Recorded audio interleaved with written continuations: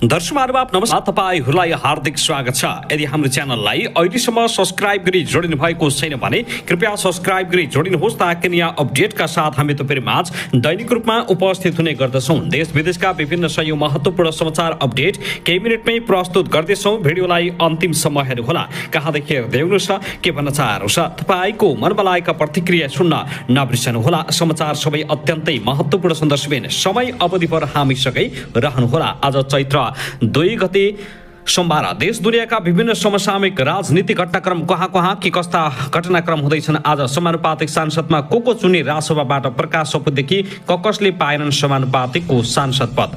नेकपा एमालेमा reset बहस संरचना र कार्यशैलीको नेतृत्वले यतिखेर खैला बैला। गगन थापा, विश्वप्रकाश शर्मा सहित कांग्रेस शीर्ष नेता बालुवाटारमा प्रधानमन्त्री सुशीला कार्की र गृहमन्त्रीसँग भेटवार्ता। जेएनजी आन्दोलनको मुख्य कारण आर्थिक संकट भएको खुलासा। महेश बस्नेतलाई लिखित जवाब बुझाउन सर्वोच्च अदालतको आदेश। नेपाली कम्युनिस्ट पार्टीले टुंगायो 9 समानुपातिक सांसद। को परे त जेएनजी आन्दोलन भ्रष्टाचार र नेतृत्वप्रति असन्तुष्ट रवि लामिछाने सम्बन्धी मुद्दा हेर्दैमा आज सोमबार फेरि सुनाई। समानुपातिक सांसद सिफारिस गर्ने भर्चुअल बैठकबाट रासोपाले टुंगाएका समानुपातिक सांसदमा को परे। पूर्व राष्ट्रपति विद्यादेवी भण्डारी र नेकपा एमाले अध्यक्ष केपी शर्मा ओली बीच भेटवार्ता। धनुषा 1 मा शाहको पक्षमा सर्वोच्चले दिएन आदेश। मातृका प्रसाद यादवलाई राहत। बालेन सरकारमा बढी 15 जना मन्त्री मात्रै हुने। मन्त्री को छानिए त बालेन र रविले छान्दै मन्त्री को परे त कोषले कुन मन्त्रालय लिँदैछ।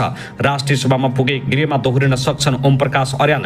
जेएनजी आन्दोलन जाँचबुझ आएको प्रधानमन्त्री सुशीला कार्कीले प्रतिवेदन सार्वजनिक गर्ने।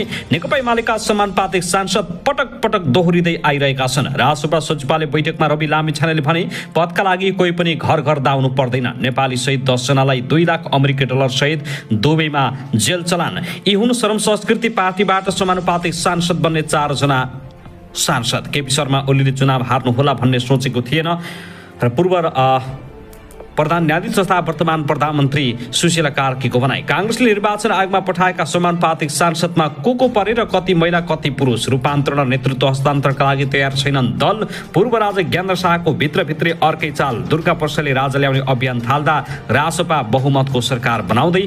अदालतको अवहेलनमा एमाले नेता महेश बस्नेतसँग लिखित जवाफ माग। यी र यस्तै विभिन्न सय महत्त्वपूर्ण समाचार अपडेट छन्। अब हेर्नुहोस् पुरा समाचार। दर्शकहरुमा आउनुहोस् आजको पहिलो तथा विशेष महत्त्वपूर्ण खबरतर्फ लागौं।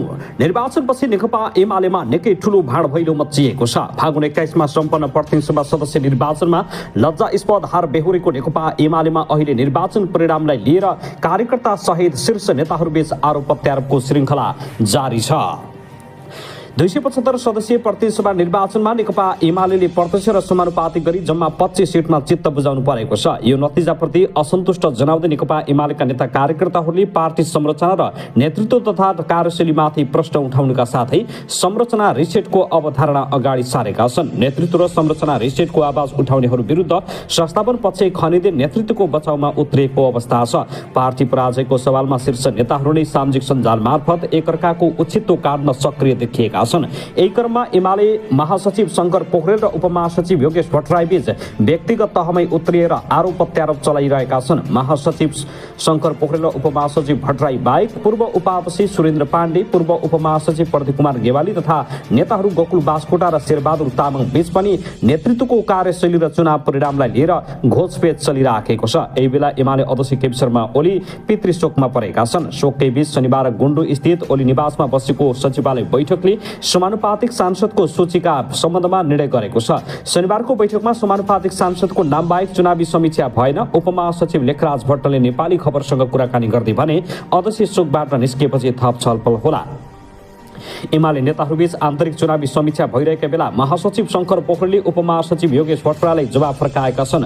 आफू महासचिवले चुनावमा भट्टराईलाई जिम्मेवारी नदिएको भन्ने आशयको अभिव्यक्तिको पोखरेलले खण्डन गरेका छन्। चुनावी नतिजा सार्वजनिक भएपछि उपमहासचिव भट्टराईले दिएको एक अन्तर्वार्तामा चुनावमा आफूले महासचिवसँग जिम्मेवारी मागेको तर नपाएको बताएका थिए। महासचिव शंकर पोखरेलले योगेश भट्टराईलाई जिम्मेवारी नदिएको भन्ने कुरा सरासर गलत भएको दावी गर्दै खण्डन गरेका हुन्। सामाजिक सञ्जालमा योगेश भट्टराईजीले निर्वाचनका समयमा महासचिवसँग जिम्मेवारी माग्दा नपाएको भन्ने चर्चा गर्नुभएको रहेछ। महासचिव शङ्कर पोखरेलले उपमहासचिव भट्टराईलाई लक्षित गर्दै फेसबुक स्टाटसमा लेखेका छन्, तर मैले उहाँलाई वक्ताका रूपमा माग भएका स्थानहरूमा मेरेसम्म गइदिन अनुरोध गरेको कुरा भने कतै उल्लेख भएको देखिन। महासचिव शङ्कर पोखरेलले आफूले समय मिलेमा दाङमा समेत आउन अनुरोध गरेको जिकिर गरेका छन्। भट्टराईले ताप्लेजुङ जानुपर्ने बताउँदै दाङ नगएको पोखरेलको जिकिर छ, त्यसलाई आफूले स्वाभाविक रूपमा लिएको भन्दै उनले तर अहिले योगेशका नाममा सम्प्रेषित समाचारबाट भने आफू आश्चर्यचकित भएको पोखरेलले बताएका छन्। योगेश भट्टराईको भनाइको अधुरो अंश मात्रै सम्प्रेषण भएको हुन सक्ने भन्दै शङ्कर पोखरेलले भरम नपरोस् भनेर आफूले स्पष्ट पारेको जनाएका छन्। उनले यस्तो लेखे लगतै आइतबार उपमहासचिव योगेश भट्टराईले सामाजिक सञ्जालमा अर्को स्टाटस लेख्दै पार्टीका शीर्ष नेताहरू नै आफू विरुद्ध घृणायुक्त अभिव्यक्ति दिने तथा मिथ्या सूचना फैलाउने काममा लागेको आरोप लगाएका छन्। उपमहासचिव भट्टराईले अध्यक्ष पीर्ति शोकमा परेकाले एकअर्काप्रति नकारात्मक टिप्पणी र घृणाजन्य अभिव्यक्ति अशोभनीय हुने चेतावनी समेत दिएका छन्। हाम्रो पार्टी नेकपा एमालेका अध्यक्ष आदरणीय केपी शर्मा ओलीज्यू पितृशोकमा रहनु भएको छ, सोही कारण पार्टी सचिवालय बैठकको अध्यक्षतामा आफूले गर्नु भएन भट्टराईले भनेका छन्। शनिबारको नेकपा एमाले सचिवालय बैठक उपाध्यक्ष रामबहादुर थापा बादलको अध्यक्षतामा बसेको थियो। यो समय हामी सबैका लागि पनि शोकको घडी हो। यस्तो बेलामा एकअर्काप्रति नकारात्मक टिप्पणी र घृणाजन्य अभिव्यक्ति अशोभनीय हुन्छ, उपमहासचिव भट्टराईले भनेका छन्। यस बीचमा पार्टीका माथिल्लो तहका नेताहरूबाट लगायत अन्य कमरेडहरूका बारेमा अनर्गल लालछना लगाउने, घृणायुक्त अभिव्यक्ति दिने तथा मिथ्या सूचना सम्प्रेषण गर्ने काम भइरहेको छ। यो कुनै पनि हालतमा सह्य नहुने योगेश भट्टराईले चेतावनी दिएका छन्, जसले गर्दा नेकपा एमालेमा यतिखेर एकले अर्काको उचितो खन्ने काम जारी रहेको छ। साथै नेकपा एमाले समानुपातिक सांसदको सूची समेत टुङ्गो लगाइसकेको छ। हामीलाई प्राप्त समाचार अनुसार नेकपा एमाले बारम्बार उही व्यक्तिलाई दोहोऱ्याएको छ। कुलभक्त साखे काठमाडौँ महानगर 21 लगन टोलका पुराना एमाले नेता हुन्। अहिले पार्टी छाडेका केशव स्थापित र उनी पढाइदेखि राजनीतिसम्म सँगसँगै अगाडि बढे, तर यसपालि भने समानुपातिकमा उनको नाम रहेको छ। रामबहादुर थापा बादलदेखि लिएर पद्मा अर्यालसम्मले यसपालि समानुपातिकमा नेकपा एमालेमा ओलीको आशीर्वाद स्वरूप, टीका स्वरूप, दक्षिणा स्वरूप उनीहरूले समानुपातिक पाएका छन्। नेकपा एमालेमा व्यक्तिवाद हावी भएका कारण पनि यतिखेर नेकपा एमालेमा विद्रोह गर्ने नेताहरूको व्यापक बढ्दो क्रम छ, जसले गर्दा ओलीलाई थप चेपुवामा पार्नेछन् र केपी शर्मा ओलीलाई गलत्ताएर पार्टीबाट निकाल्ने गरी यतिखेर उपमहासचिव योगेश भट्टराई लगायतका शीर्ष नेताहरू नै एकजुट हुन थालेका छन्, जसले गर्दा एमालेमा अब भाँड भैलो मच्चिने पक्का पक्की छ।